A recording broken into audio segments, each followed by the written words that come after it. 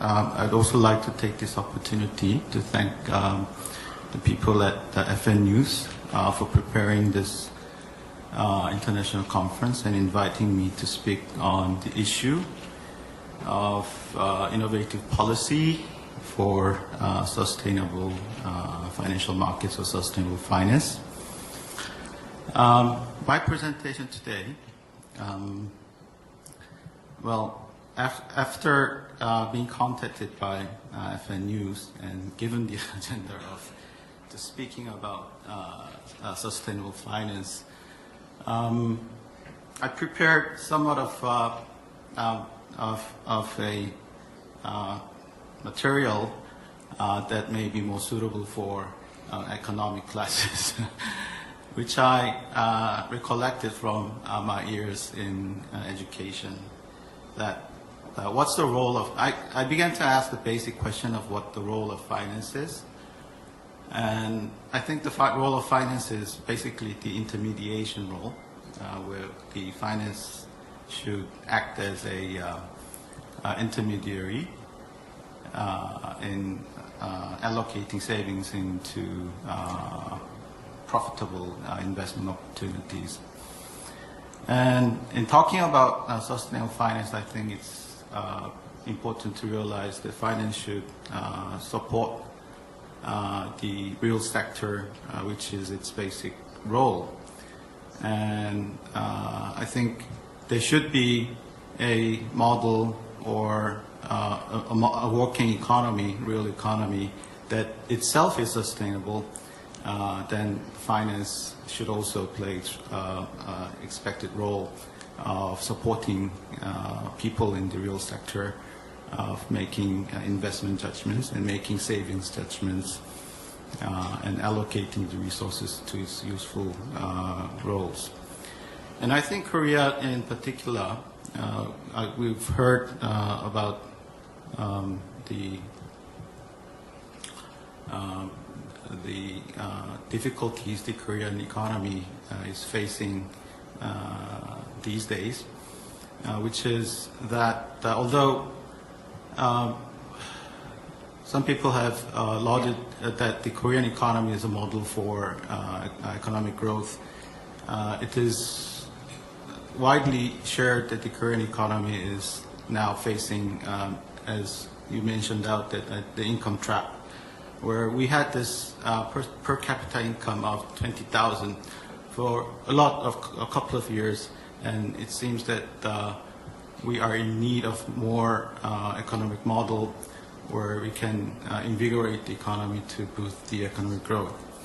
And I think in that fashion, where we had several years of economic growth where the government supported the big corporate groups in driving the economic growth through exports, that people in Korea became tired of the direct or indirect subsidies the government had been giving, or the role of financial markets in providing loans to those groups to boost the economy. And up to a degree it succeeded, but I think we have come to a point where that the engine of growth of that model has lost its vigor, or that as the society became more democratized, there is more need for income distribution and their share in the economic growth. And I think with that in mind, the government of Korea, and especially we heard from Sang Jae-lee from SSE, that the Korean policymakers in the financial market has a vision of the finance where it can support the creative role of the economy, and also the financial inclusion, so that the fruits of economic growth is not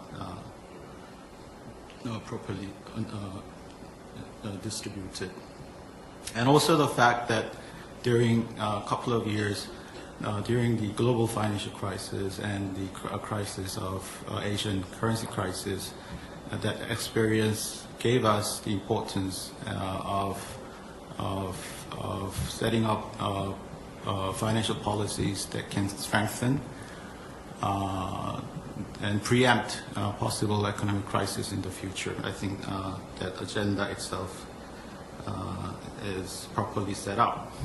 Now, my agenda for sustainable finance here is to give you a story of how perhaps people in the academics have thought about the role of finance, especially the capital market, and providing the support for economic growth in the real sector. And this issue has been particularly being brought to public discussion quite frequently, basically due to the fact that we had a global crisis and global confidence crisis in the role of finance in supporting the economic growth. So my basic question to start with that is there a problem of confidence for the capital market or the capitalism itself today? Okay? Where capitalism is defined as economic system where economic activities occur based on free market principles. As you know, we've learned that in Econ 101, that the basics of market is that the prices should be free to adjust to the demand and supply in the market of the market forces. So it's the same with the role of finance. And in theory, resources should be allocated among rational economic entities according to the supply-demand principle. And we should believe in the price mechanism and have faith in price mechanism that whatever imbalance we face will be solved by the market forces.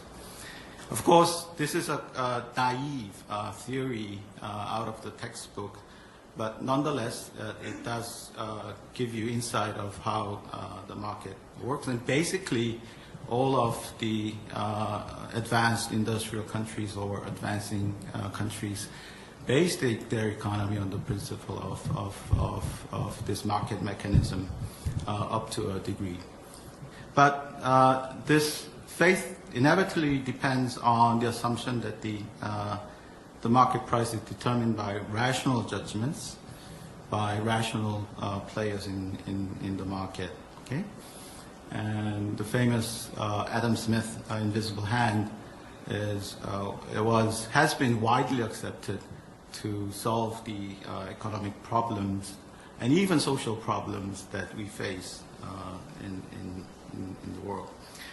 But in reality, there is imbalance. There is always imbalance, and that imbalance may be due to due to the fact that the assumptions underlying the economic theory might be wrong. That people may not be rational.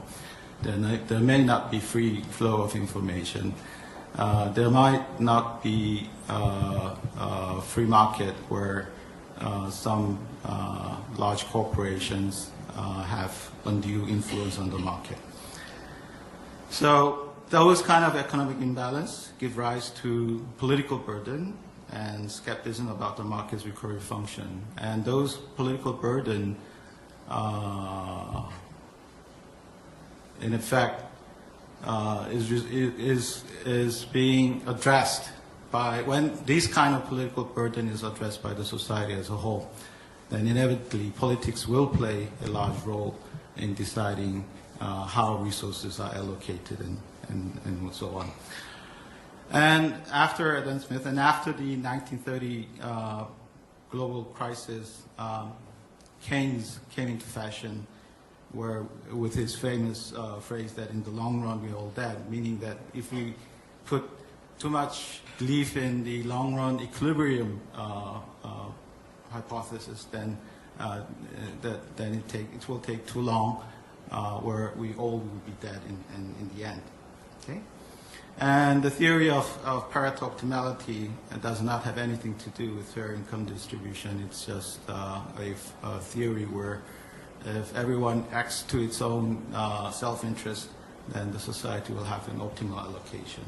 But in reality, the inequality income is rising throughout the world. Now, one of the obstacles that we face, one of the problems that often arise, and one of the root of all the problems that we face when we talk about unsustainable financial growth is that there is obstacles to a financial market or capital market development. And the basic obstacle is intrinsic in my view, because the role of finance is to finance investment into the future, and future itself has uncertainty regards to the outcome of what will happen when action is taken today. So when there is uncertainty of future, we have to discount what will happen in the future and using numerous variables that might also be subjective. And there's also the problem of information asymmetry, where all the information is not shared among agencies in the market. And when there is an information asymmetry, there's going to be the problem of adverse selection. And this has been coming to into discussion by the prominent economists, financial economists, where Stiglitz and Weiss in 1981 had an insight to analyze that credit rationing in markets with imperfect information will give rise to adverse selection. It means that whenever banks face of choice of who they will want to give loan to, they will want to screen out possible loans that will default itself. And when they see a high probability of default, they will ask more risk premium. And when they ask for risk premium, they will ask more interest rates. And when the people who go to the bank, they also have this mechanism where they self-select their themselves into saying, okay, I'm willing to pay more high interest if you give me the loan. But the more probability of default they have, the more high interest rate they're willing to pay. So actually, the bank in itself with high interest rates will actually make an adverse selection of giving loans to people who has the highest probability of default.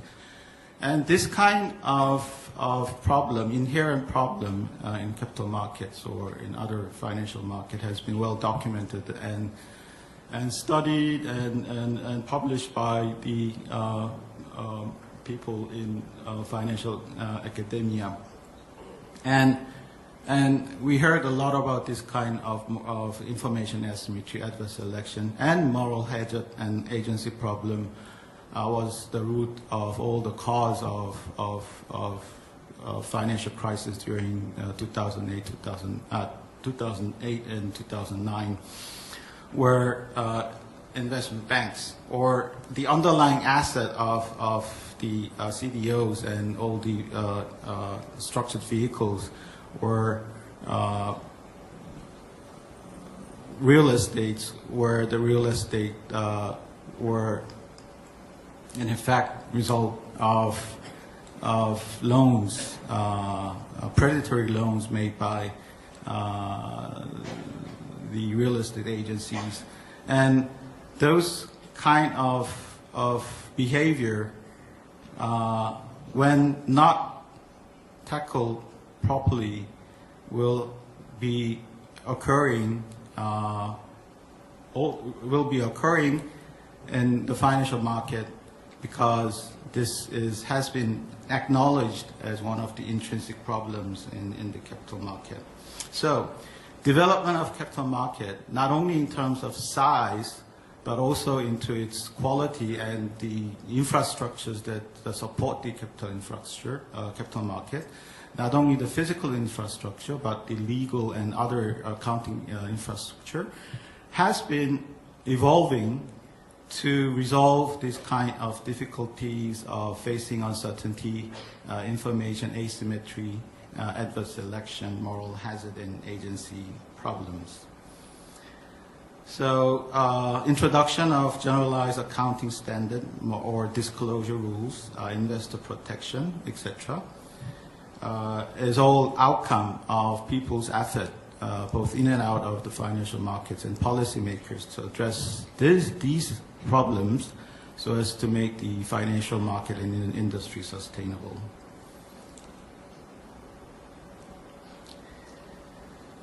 And one of the problems also faced in the finance is what was called the relationship-based finance. This is basically before the capital market became more sophisticated and grew. Before the introduction of the capital market, basically loans were secured due to lack of credit information, and also its method of self-selection for credit defaulters, where they were willing to give loans to secure loans. Or otherwise, loans were only given to long-term clients or trustworthy interest groups. And there's an interesting study done by Giso and Zingales, where they studied in Italy that the probability of loan increased 2.5 times when a borrower and loan examiners are in the same social club. And up to early 19th century, U.S. banks provided loans only to board members or their close acquaintances. This has all been documented. And basically because of uncertainty future and risk aversion and restrictions on financing methods, this increased the cost of financing.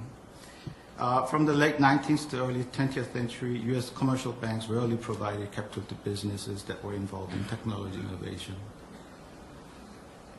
And the problem of crony capitalism, where Korea also had this kind of problem during the development era, where basically the government had to ration capital for economic development, and financiers pursue political power, and as a result there's a rent-seeking behavior dominates the capital market, then maybe that's unsustainable.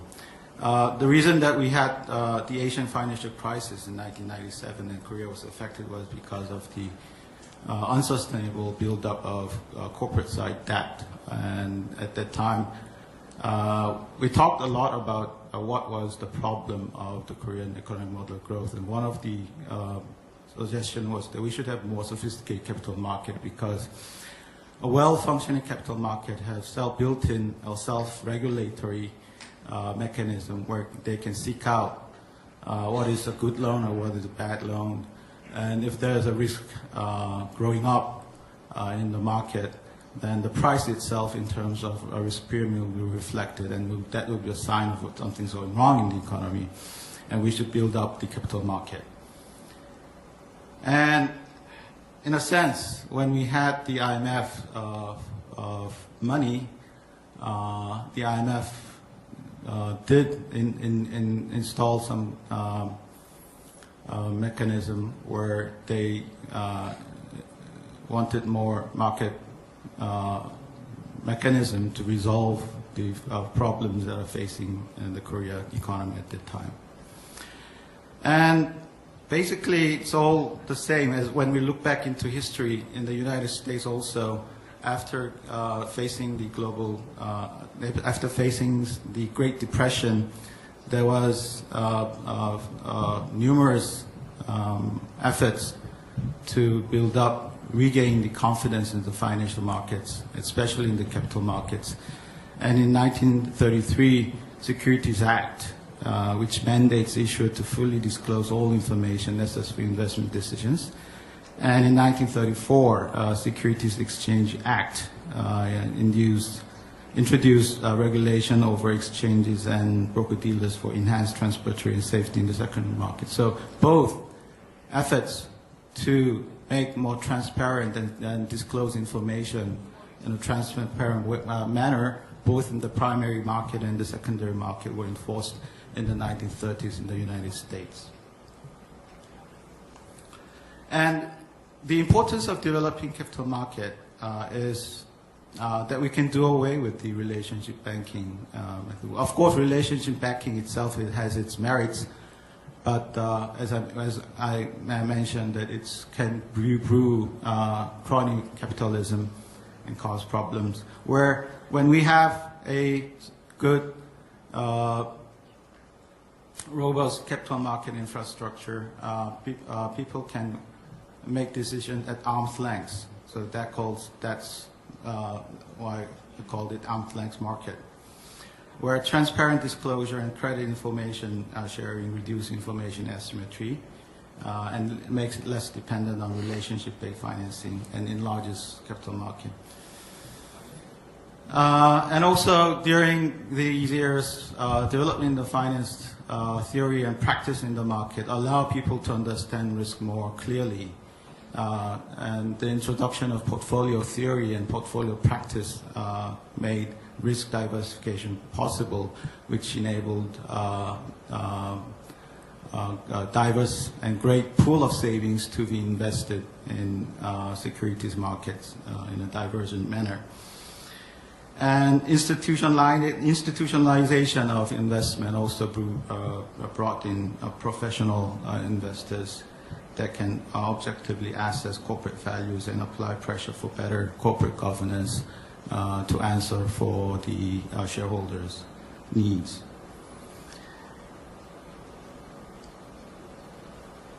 And there has been a couple of studies that actually show that the development of capital market and economic development go hand in hand. So in a sense, in a theory, I think we can say that sustainable capital market development can be inducive to sustainable economic development.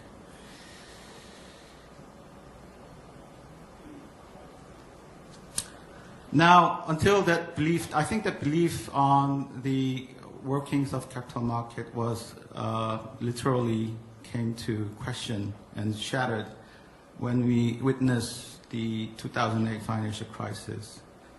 And the 2008 financial crisis is believed to have stemmed from the side effects of long-standing problems. The finance breeding finance itself. Finance not supporting the real sector, but the behavior becomes more rent-seeking and build up in the power in itself can bring the old problems that once thought that we have solved. We have institutionalized capital markets so that we can solve that kind of problem, but the experience in 2008 I think brought about the same question back in mind, where we saw that complexity in financial products and opaque information created entry barriers and information asymmetry again. And heavier business focus was placed in dealing rather than the intermediate role. Where in Korea also we see that the role of the capital market or the exchange, we have this huge secondary market, but the primary market itself is shrinking. And the fiduciary duty as financial intermediaries was ignored in large cases. Also, the compensation problem of the CEOs in the financial industry induced more risk-taking behavior, where studies show that annual salaries of Wall Street CEOs are highly correlated with return on equity rather than, while it has low correlation with return on asset, which induces high leverage.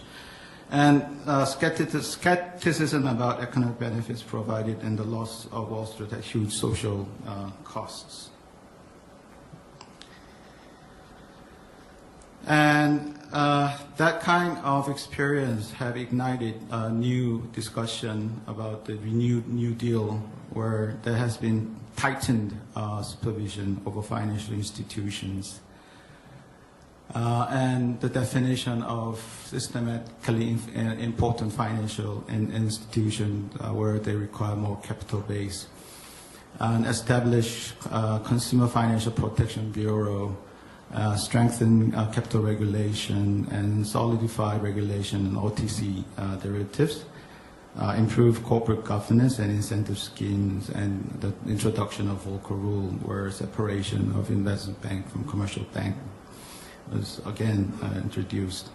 and also transparent about the structured products such as asset-backed securities, market conditions. These kind of new prudential, regulatory, macro regulations were introduced in a global scale during the discussion in 2008-2009. When we, again, despite these kind of problems, when we want to put faith in capital market again in the future, I think we not only have to develop theories or practices in the industries that's more amenable for the long-run sustainable growth, but we also have to think about maintaining political support for the development of capital market. In that sense, the policy of financial inclusion, where no one is left out, so that we can vote to support for the policies, seems to be in need. And the discussion about financial democratization in Korea, basically, meaning that we should prevent economic concentration on a few financial groups, is in one respect and to address those kind of maintaining political support for the development of capital market. But preventing economic concentration for Korea is not an easy task because of small open country dilemma. Concentration occurs in order to develop into advanced economy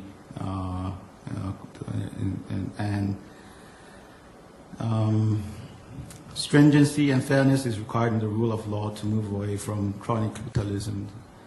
And we need also at the same time enhance competitiveness through market openness. And also to improve corporate governance to facilitate sustainable growth. So basically, when we reflect this kind of issues in terms of the Korean policies that's laying out today, I think basically the government in terms of financial policies is heading for the right direction, where we came to realize that the Korean model of sustainable development, economic development, has come to a level where we need to readdress the model, take another look at the model, and the solution may be lying in the area where we need to nurture more creative minds, support the area where we can have value-added sectors, and resources should be allocated more to that kind of sectors that can create more values in the future. But when this is left out to the market mechanism itself, because of information asymmetry, there might be problem of market failure, where there might not be sufficient funds going into those risky venture area.